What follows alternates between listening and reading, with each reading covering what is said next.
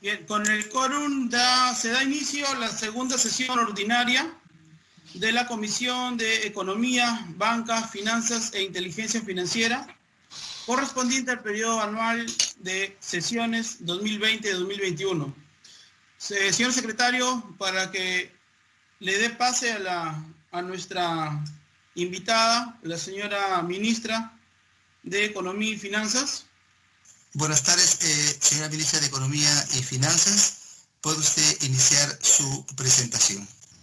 Perfecto. Esta presentación, primero quiero mostrarles algunos hechos del entorno internacional, ver una revisión de cómo se están desempeñando las principales variables macroeconómicas, cómo se está desempeñando algunos mercados financieros y cómo se está desempeñando la economía mundial en general, y en una segunda parte poder presentarles la estrategia que ha desarrollado el Perú para enfrentar el coronavirus.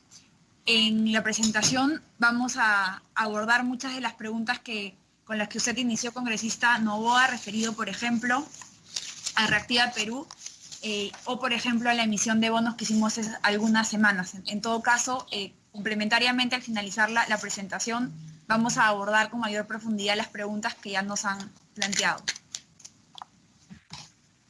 Entonces, comenzando con el entorno internacional.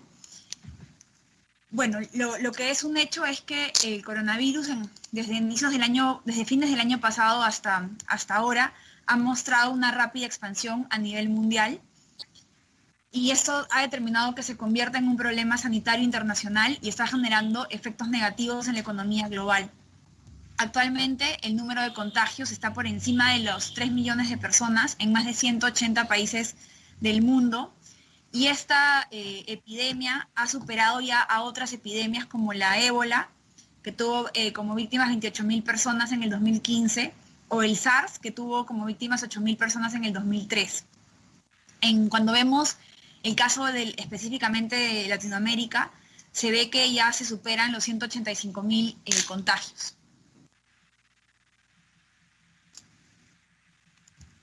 Cuando vemos a nivel mundial cuál es el sector que más se ha visto afectado, es el sector servicios. Ahí tenemos el PMI, que es un indicador que busca reflejar la situación del sector servicios.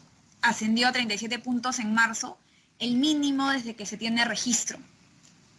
Asimismo, el coronavirus está afectando de manera considerable el mercado laboral. Por ejemplo, en Estados Unidos se han perdido aproximadamente 701.000 miles de empleos en marzo, y se vienen registrando 26 millones de solicitudes iniciales de desempleo. En este contexto difícil, el Fondo Monetario estima una caída del 3% del crecimiento mundial en el 2020, el menor registro que se tiene desde la Gran Depresión entre los años 1929 y 1930.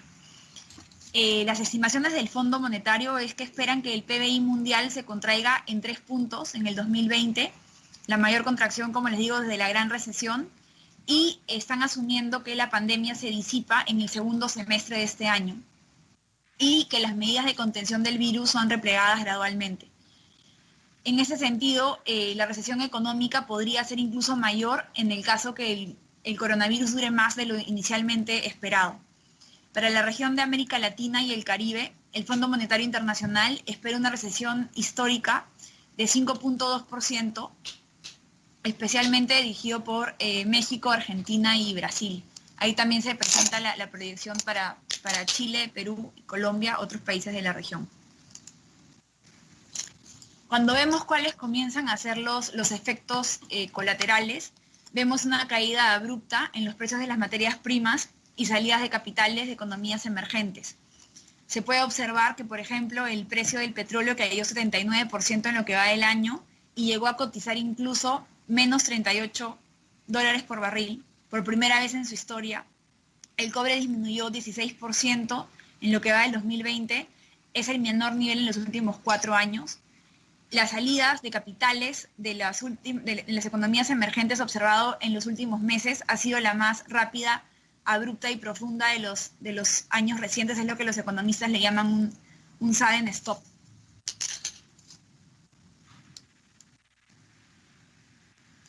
Las medidas de contención en realidad han sido tomadas a nivel mundial, más de 80 países han impuesto restricciones o cuarentenas alrededor del mundo para poder contener el avance del coronavirus.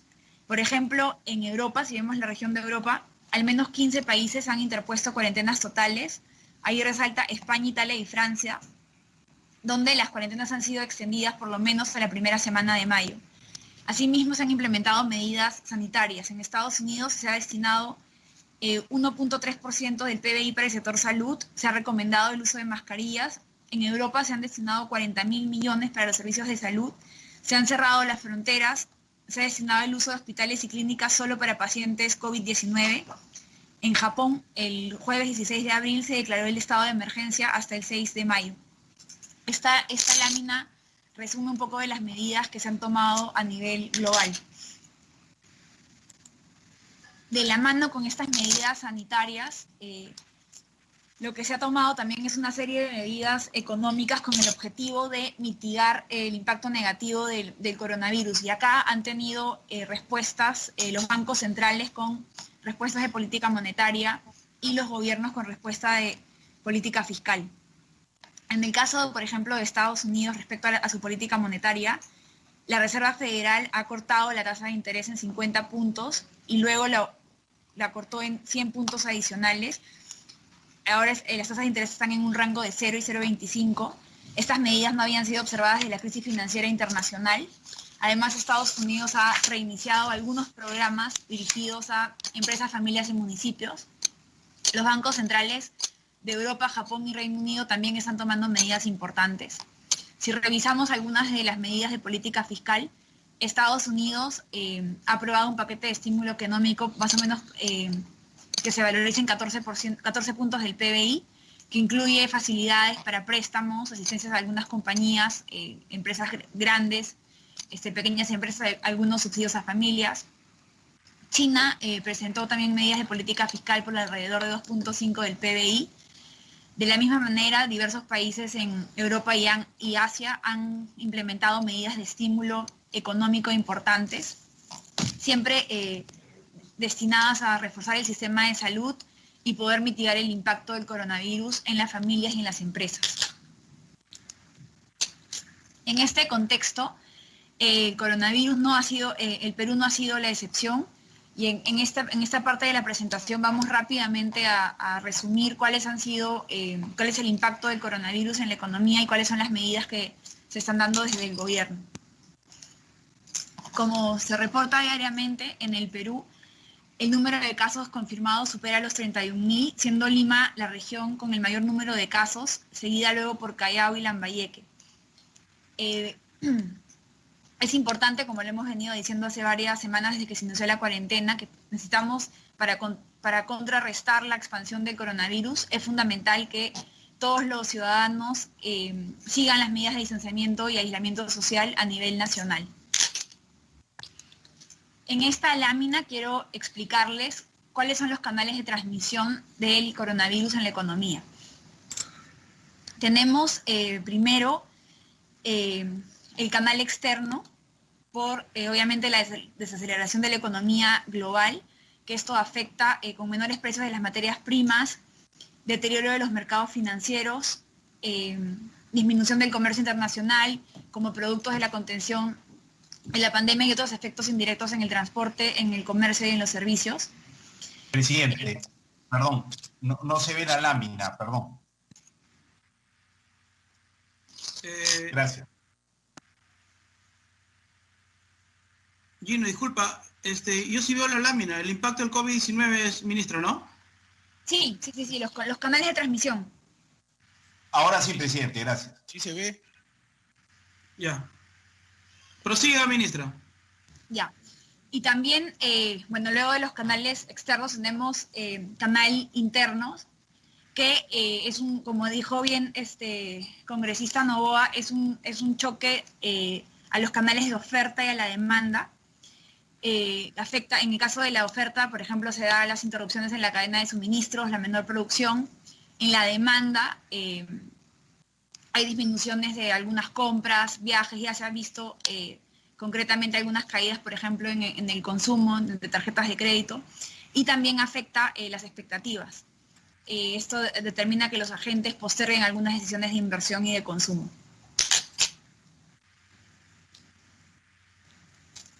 Nosotros estimamos que luego de las medidas tomadas de cuarentena, al día de hoy el PBI está operando solamente el 44% de los sectores, nuestro PBI está operando en este nivel y nosotros calculamos que por cada día de paralización de la economía se pierde aproximadamente 928 millones de soles, lo que representa alrededor del 0.1 del PBI. Estimamos que la cuarentena tendría un impacto de más o menos 6.8 del PBI. Es importante que cuando se tomó esta decisión de la cuarentena, el gobierno priorizó la salud y nosotros sabíamos que además, producto de nuestros muchos años de disciplina, podríamos tener algunos instrumentos para poder contener el virus y posteriormente reactivar la economía. El Perú ha sido uno de los países de la región que ha reaccionado de una forma muy audaz en términos de la magnitud del plan inicialmente previsto.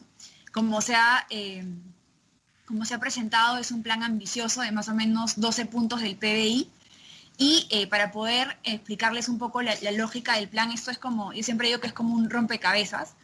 No se pueden entender las medidas de forma aislada si es que no se entiende todo este rompecabezas. Yo diría que nuestro plan tiene 3 dimensiones.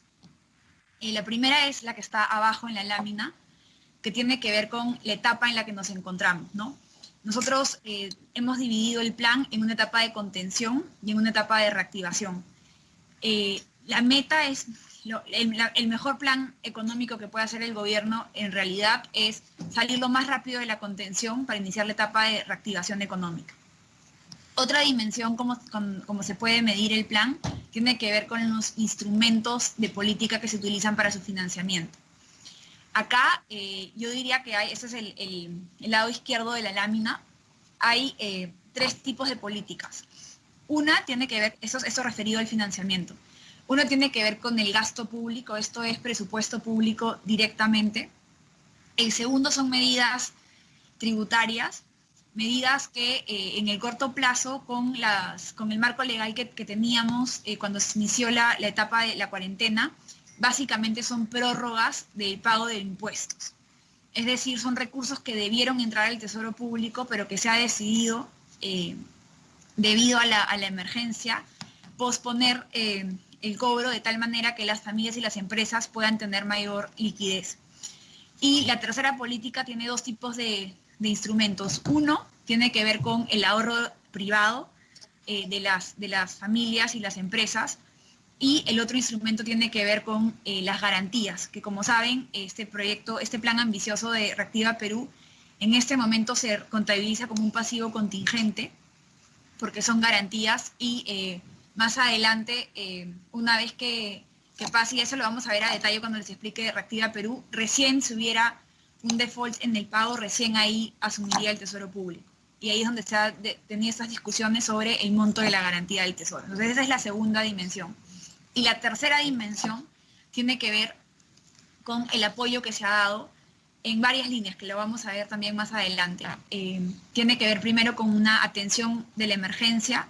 Esto fue una capacidad que se buscó en el sector salud para multiplicar rápidamente la capacidad de respuesta. Nosotros somos absolutamente conscientes que el sistema de salud tiene fallas estructurales, por eso es que este año se propuso que sea el año de la universalización de la salud, pero también entendiendo que rápidamente teníamos que mejorar la capacidad del sistema, se hizo una estrategia que se las voy a detallar más adelante, donde se convocó sobre todo a los procesos de compras y adquisiciones a unidades ejecutoras adicionales a Cenares y adicionales al MINSA. La segunda, cuando vemos entonces en esta dimensión, primero se ha beneficiado un poco los servicios públicos o tratar de fortalecer los servicios públicos. Luego, una segunda línea ha sido darle soporte a las familias, ya sea a través de subsidios directos o algunas medidas de otorgarles liquidez. Y finalmente, el soporte a las empresas. Con énfasis, muchas de las medidas han tenido un especial énfasis en las MIPYs. Y luego ya estamos trabajando, y para eso el Congreso, estamos muy agradecidos porque rápidamente pudieron tramitar las facultades delegadas que pedimos. Básicamente las hemos pedido, además de algunas medidas tributarias, para diseñar algunas políticas para la etapa de reactivación económica. Estamos ya también trabajando, también a lo largo de la presentación les voy a comentar, pero ahorita nuestro principal foco está en contener el coronavirus y gradualmente poder reaperturar la economía. Entonces, esta es la primera visión que tiene el plan, como les digo, 3 ejes, ya sea la etapa si está en contención o en reactivación. El otro eje tiene que ver con cómo se financian las políticas y el tercer eje tiene que ver con quiénes son los beneficiarios, servicios públicos, familias y empresas. Esto es un avance de las medidas que se han autorizado. El día de hoy hemos autorizado medidas por 8.8 puntos del PBI, 67.000 millones de soles.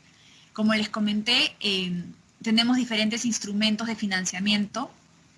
Tenemos medidas tributarias que son, en algunos casos, por ejemplo, se ha determinado tasas arancelarias de 0% a medicamentos y se han dado otras medidas para poder postergar el pago de los impuestos a personas naturales, a empresas y algunas facilidades administrativas para, por ejemplo, devolver rápidamente los saldos del pago del impuesto a la renta del año anterior o, por ejemplo, las cuentas de detracciones.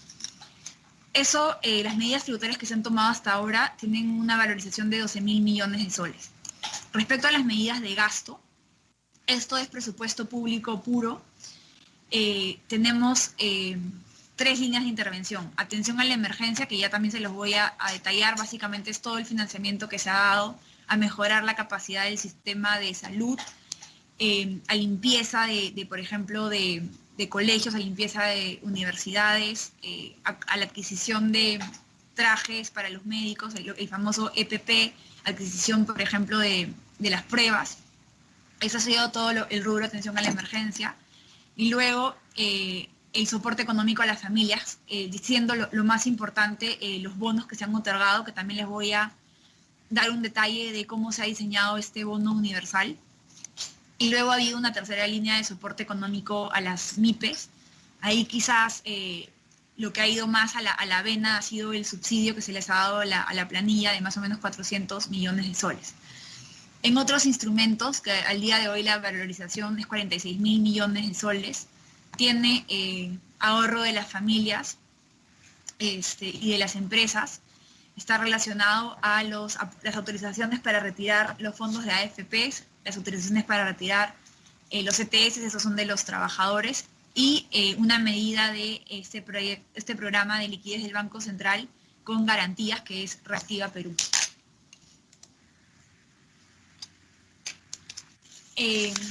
Cuando quisiéramos ver la dimensión que yo les decía sobre quiénes han sido los beneficiarios, es la tercera dimensión, esta de atención de la emergencia, que básicamente ha sido las medidas destinadas a mejorar la capacidad de atención de los servicios públicos. Eso está en 0.4 del PBI, 2.690 millones. El soporte a las familias, que ya van a ver el detalle más adelante, por 20.000 millones de soles. El soporte a las empresas, estamos en 12.000 millones de soles. Y un tema que para nosotros es transversal, que es la cadena de pagos, ¿no? La cadena de pagos permite que las empresas sigan con vida y de esta manera permite que los trabajadores cobren un sueldo y de esta manera que las familias se sostengan. En el caso, acá hay un mayor detalle de cuáles han sido, cómo se contabiliza estos montos por algunos conceptos más detallados. Para la atención de las emergencias, 900 millones que se han dado, y obviamente si les podemos alcanzar todos los cuadros, resúmenes con las medidas específicas. 900 millones para el fortalecimiento de servicios de salud, aproximadamente 235 millones para limpieza en el sector educativo, colegios, universidades y en el transporte. 225 millones que cuando se determinó la cuarentena era necesario dotar de un presupuesto adicional a las Fuerzas Armadas, a la policía, no solamente para temas de orden público, sino también se les ha dotado de recursos para ayudar, por ejemplo, al traslado de algunos, al traslado, apoyan al MINSA, por ejemplo, en trasladar a las personas que toman las pruebas, en trasladar algunos insumos médicos. Y se está destinando 1.292 millones a la continuidad del servicio educativo y los gobiernos locales. Hace un par de días hemos sacado, además de esta, uno de los impactos de la cuarentena es que no solamente la SUNAT ante la menor actividad económica recauda menos, sino que también los gobiernos locales se han visto afectados en su recaudación a través de los recursos directamente recaudados y a través del Fondo Común. Entonces, lo que se ha hecho hace un par de días, se les ha habilitado 311 millones, que es un cálculo muy grueso que se hizo para los meses de abril y mayo, con miras a poder recoger la información más precisa para poder habilitar próximamente los recursos necesarios para los siguientes meses del año. En el caso del soporte a la familia,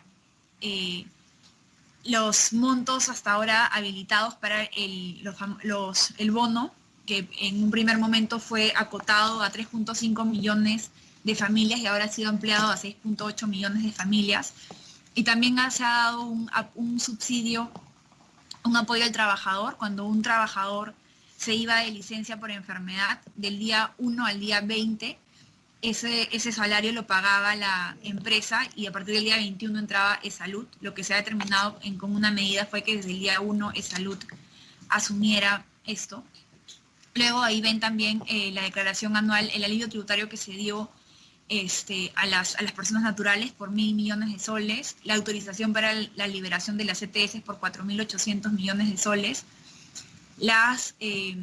Considerando, en las AFP se han hecho dos medidas. Uno, se ha exonerado de la retención de los trabajadores que están activos y que cobran su planilla todos los meses, se exoneró la retención de un mes, y también se ha habilitado el retiro extraordinario de las AFPs, enfocado sobre todo a las personas que habían dejado de trabajar hasta antes de marzo y en las personas de menores sueldos. En soporte a las empresas se ha dado un subsidio a la planilla, también se ha dado una medida, esto sobre todo va a ser útil para las pequeñas y medianas empresas, un aplazamiento del depósito de la CTS. Luego también se han dado medidas de alivio tributario por 10.000 millones de soles, esa es una prórroga del pago de los impuestos. Y se han tomado algunas medidas como la liberación de la cuenta de tracciones. En el último componente, en la cadena de pagos, está Reactiva Perú con 30.000 millones de soles, algunas mejoras que se hicieron para permitir el acceso a empresas de factoring al fondo Crecer, y últimamente se ha hecho una mejora al fondo de apoyo empresarial, el FAE, que ahora tiene 800 millones, que eso apalanca hasta 4.000 millones de créditos, muy focalizado en MIPES. Si tomamos en cuenta que el ticket promedio de una MIPE es de 5.000 soles, 800 millones de soles que apalanca 4.000, es un programa también bastante audaz. Ahora paso a un poco explicar en qué consiste el programa Reactiva Perú. El programa Reactiva Perú es un programa bastante audaz y ambicioso, donde el Banco Central otorga la liquidez y por primera vez se ha autorizado que el Tesoro Público otorgue garantías a créditos privados. Tan importante como salvar vidas, para el Ministerio de Economía y Finanzas es importante también salvar a las empresas. Las empresas son las que generan empleo e ingresos en las familias y permiten sostener también el crecimiento económico. Entonces, acá les explico cómo ha sido diseñado el programa, ¿no? El objetivo del programa era reponer el capital de trabajo para poder atender a lo que se llama la cadena de pagos, para poder proveer de los recursos a los trabajadores y a los proveedores. El mecanismo es básicamente una garantía estatal a carteras de crédito que cumplan con algunas condiciones que les voy a detallar a continuación. Y estas garantías solamente se dan cuando se utilice las operaciones del Banco Central. Entonces es una liquidez del Banco Central con garantía del Tesoro Público.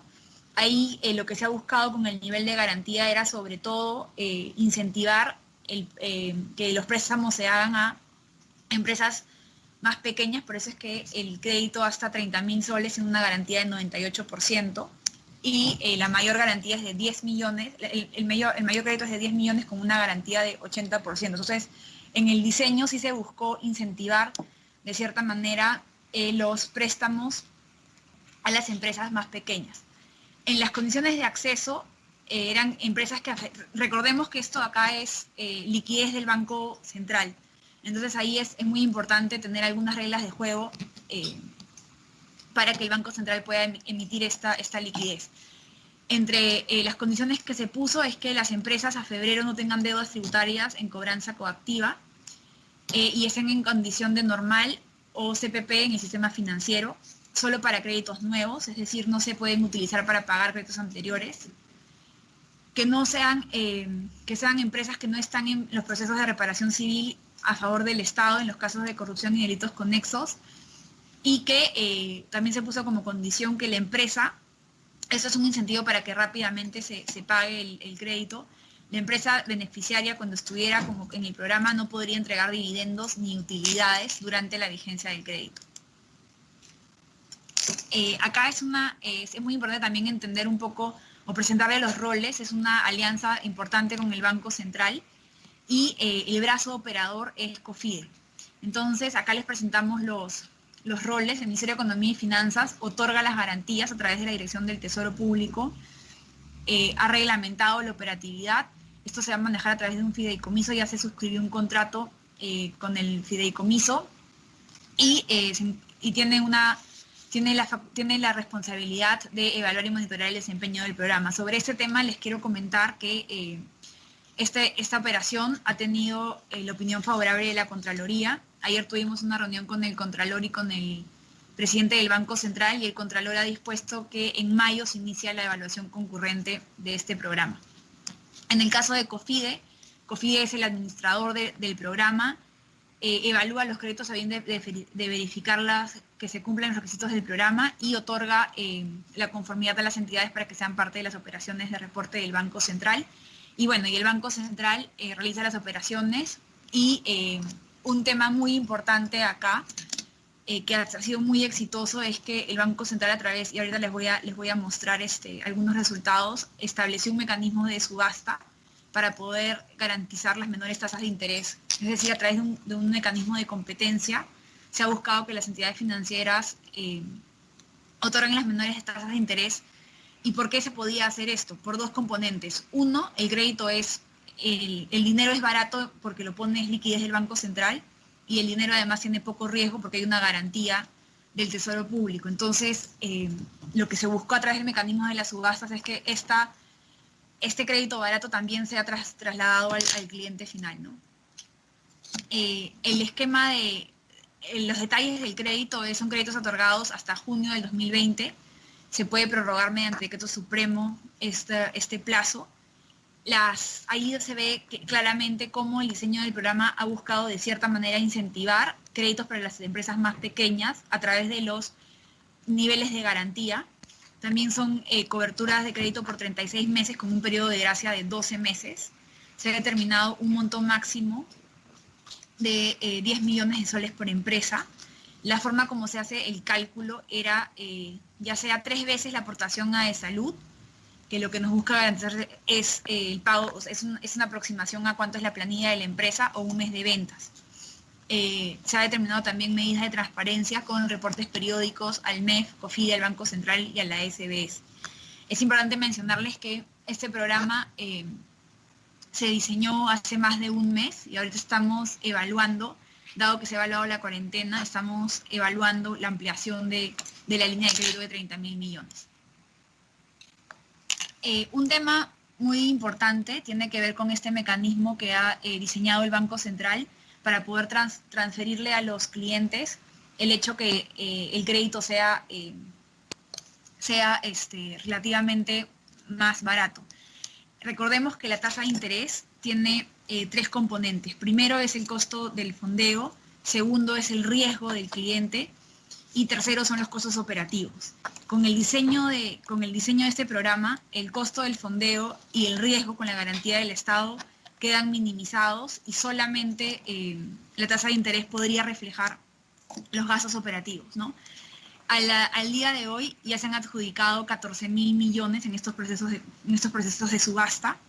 La tasa promedio adjudicada es 1%. Estos resultados son incluso mejores al programa que está lanzando Chile, con tasas reales cercanas a cero. Se estima que se van a beneficiar aproximadamente 37.000 empresas.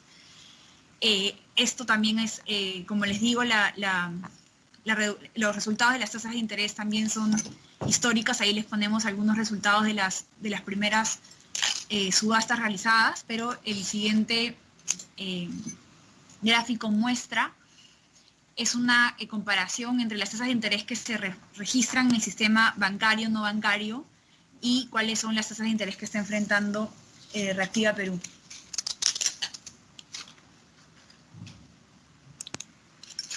Otra pregunta del congresista Novoa tenía que ver con el otorgamiento de los bonos.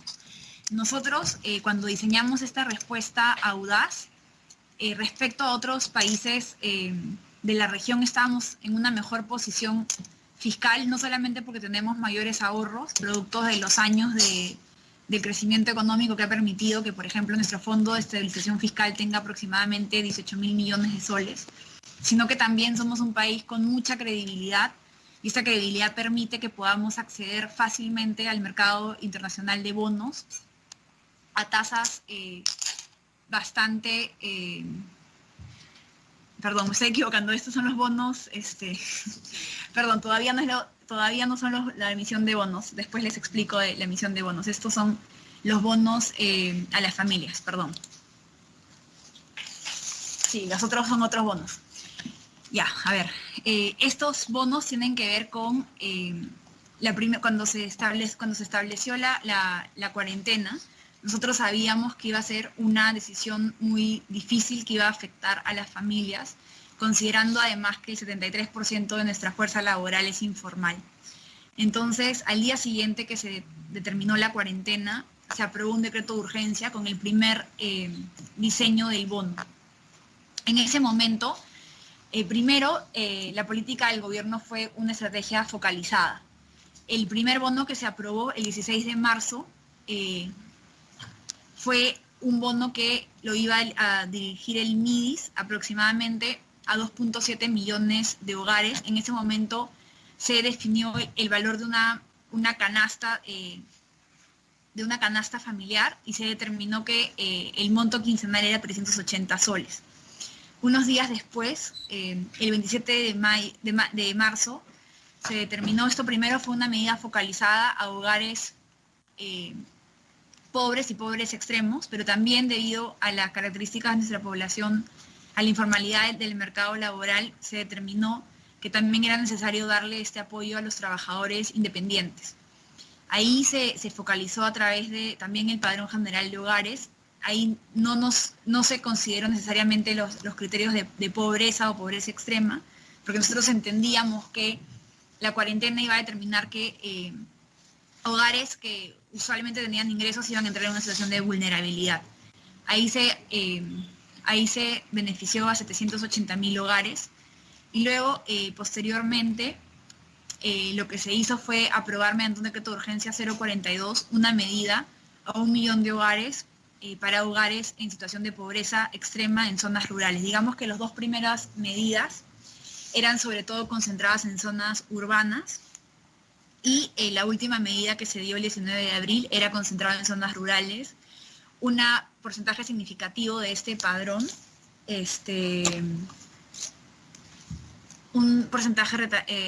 significativo de este padrón coincide con los agricultores también. Entonces ahí, a través de este bono, se va a atender a un porcentaje significativo de agricultores.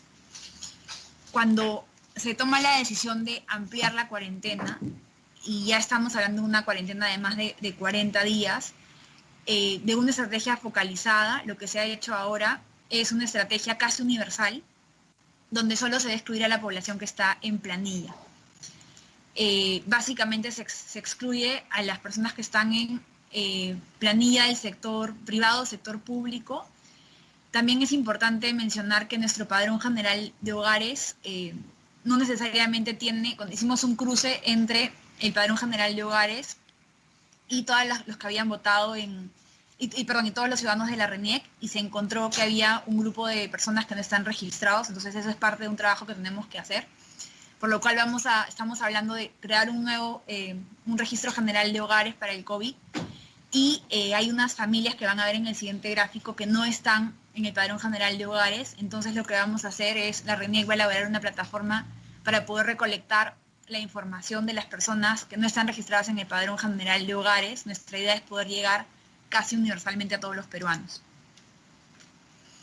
Entonces, ¿qué es lo que se ha hecho con esta medida? Primero se tenía que habían 4.5 millones de hogares que ya recibían los primeros bonos que les mostré en la lámina anterior. A esto se les va a sumar a los 740.000 hogares que están en los programas sociales, donde se les va a completar hasta tener un monto de 760. Y acá hay dos grupos, uno de nuevos beneficiarios, están entrando 720.000 familias adicionales a recibir el bono, que están básicamente en el Padrón General de Hogares, y el gran reto al que enfrentamos son estos 700.000 hogares que sabemos que están en RENIEC, que existen, pero no están en el Padrón General de Hogares. Yo creo que estos son hogares, este va a ser el mayor esfuerzo de política pública que tenemos que hacer en los próximos días, que es poder aproximarnos a estos hogares que necesitan los recursos, pero no están en el Padrón General de Hogares. Entonces acá es donde vamos a desplegar esta plataforma informática. Al final, con un costo de más o menos 4.000 millones de soles, más o menos 6.8 millones de hogares van a haber recibido 760 soles para enfrentar esta pandemia. Finalmente, les quiero mostrar una especie de tablero de control de cómo se está ejecutando algunas líneas importantes. Estamos en estos días también trabajando en una página web donde cualquier ciudadano va a poder entrar y poder ver exactamente cuál es el avance.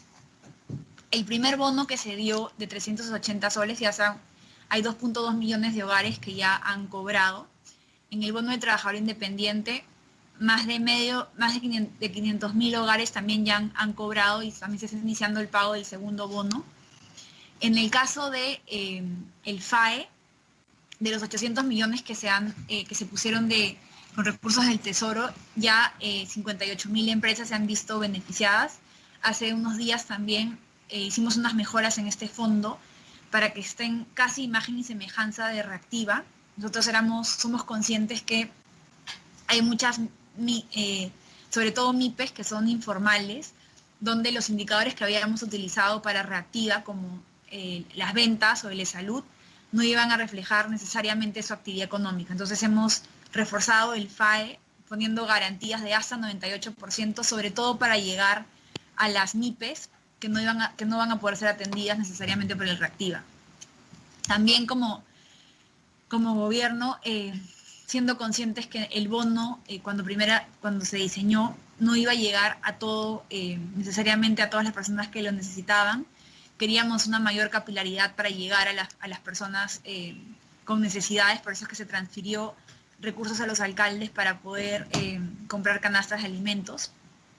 La ejecución está en 77%. Y otra medida que ha sido también bien importante ha sido el subsidio que se dio a la planilla durante este mes. Ya se ha pagado 487 millones de soles a aproximadamente 200.000 empresas.